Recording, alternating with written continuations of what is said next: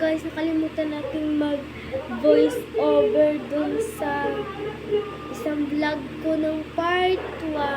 Kaya, isipin nyo na lang na nag-voice record ako. Kunwari nagsasalita ako. So, ngayon, ito na yung part 2. Tapos na ako mag-baby oil. Lotion na lang, guys. Okay. Magawa po ako ng bracelet. Bili ka. Lotion, 2 pata. Guys. Yung kasama ko kanina.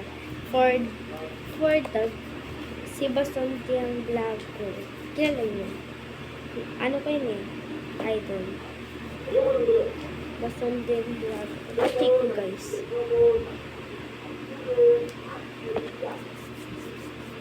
Yan.